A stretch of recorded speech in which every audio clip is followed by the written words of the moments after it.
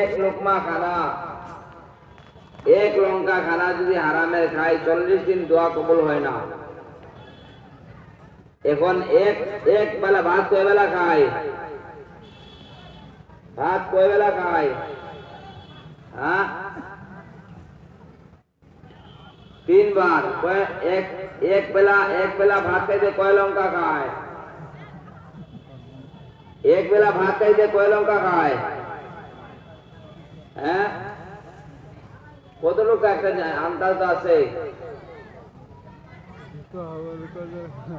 30 লঙ্কা খাইলো একটা ধরলাম। 30 লঙ্কা যা এক বেলা যদি এক লোকমা এক লঙ্কা খাইলে 40 দিন যায়, 30 লঙ্কায় কয়দিন গেল? হিসাব করো, হিসাব কিতাব নাও।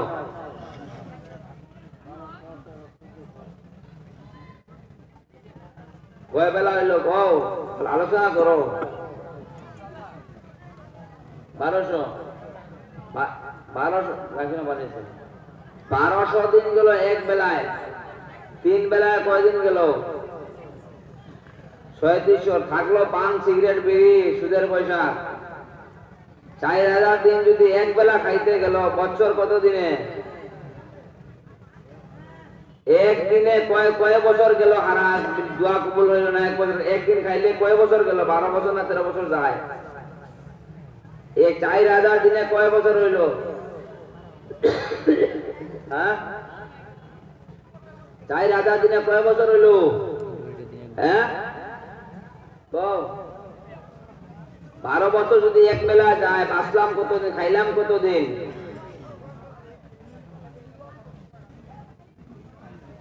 এক বেলা যদি 12 বছরের রোজা কবুল, নামাজ কবুল হইল না, খাওয়া দোয়া কবুল হইল না, রোজা কবুল হইল না, এই পয়সা দিয়া ইমামকে খাওয়াইলাম, ইমাম সাহেবকে খাওয়াইলাম, ইমামে নমাজ পড়াইলো ফজরের, এই ফজরটা, এই নমাজটা লালপুরে থাকবে না আরশে যাবে? লালপুরের মসজিদে থাকবে, যাইবে না। এক বেলা যদি 12 বছর গেল, একদিনে 12 বছর গেল, তাহলে সারা জিন্দগি কত বছর গেল আমাদের? কবুল কোনো হাতে কিছু আছে? সওয়াবের ভান্ডার আছে না গুনার ভান্ডার? এই পয়সা দিয়ে রোজা রাখি কিনা না?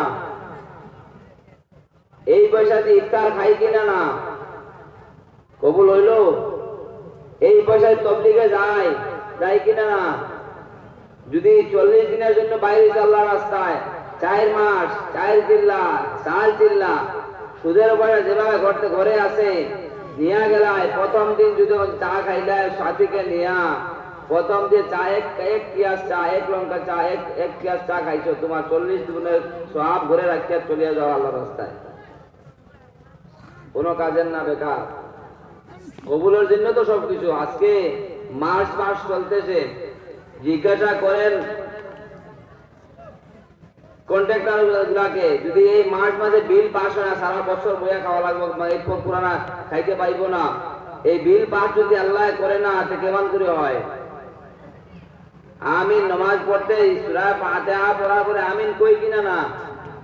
এই আমিনের অর্থ বুঝেন কি?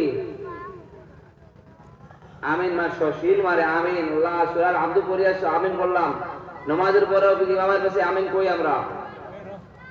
এই অবস্থায় আমাদের আমিন যাবে, কবুল হইব, শিল মারবো না?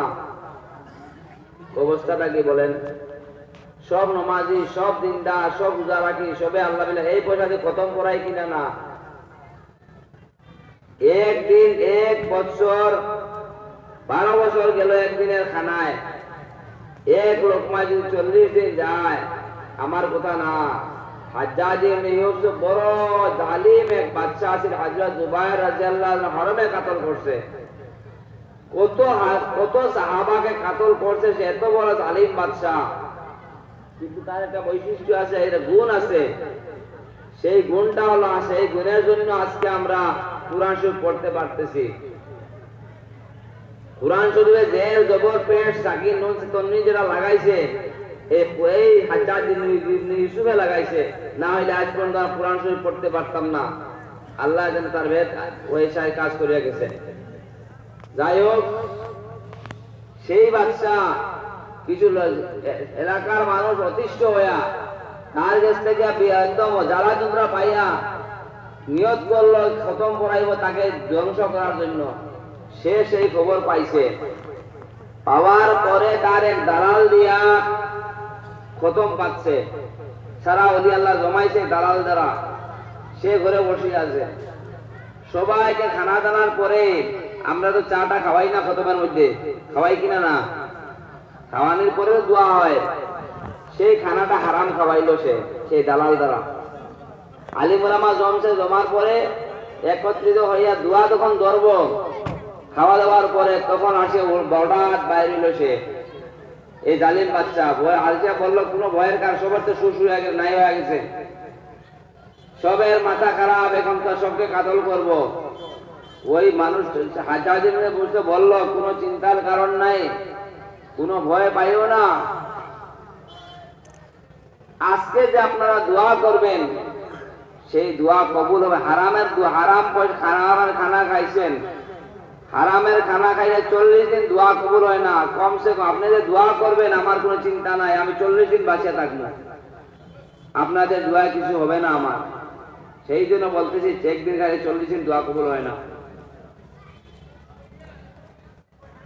এই অবস্থায় যদি আমরা থাকি, সুদের পয়সার ইফতার, সুদের পয়সা রোজা, সুদের পয়সা তাবলীগ, সুদের পয়সা দান খয়রাত, কেমন করে হয় রে ভাই? এই সমাজ সব সর্বনাশ করে দিছে। আজকে মাদ্রাসা বেকার, মসজিদের ইমাম সাহেব বেকার, এতেকাফ বেকার, সারা সমাজের মধ্যে সারা আশায় ঘুরতেছি। এক দুই জায়গা পরে আর কোন জায়গা পাই নাই যেখানে সেই বস্তুটা নাই। আজকে থেকে 8 বছরের কম হবে না। এই কোথায় বলিয়া জিজ্ঞাসা করি, এই কোথায় বলতেছি।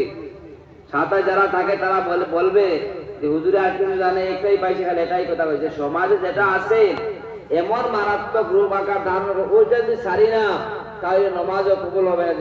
এমন ব্যাপার, ওইটা না সারলে নমাজও কবুল হবে না, রোজাও কবুল হবে না, আমাদের সব মেহনত বেকার যাবে। ওটা সারার পরে হালাল খানার পরে যদি দোয়া কবুল না হয়, আমাদের দোয়া কেন, দোয়া কেমন করে হয়? আমরা সবসময় আল্লাহর মুহতাজ, আমরা সব মুখাপেক্ষী আল্লাহ কারো মুখাপেক্ষী না। আল্লাহ কোন দোয়ার আল্লাহ ছাড়া দুনিয়ার মানুষ যদি আল্লাহর খেলাফ করে কোনো কমি হবে না। সারা দুনিয়ার মানুষ আল্লাহর ইবাদত আল্লাহ কিছু পারবেও না।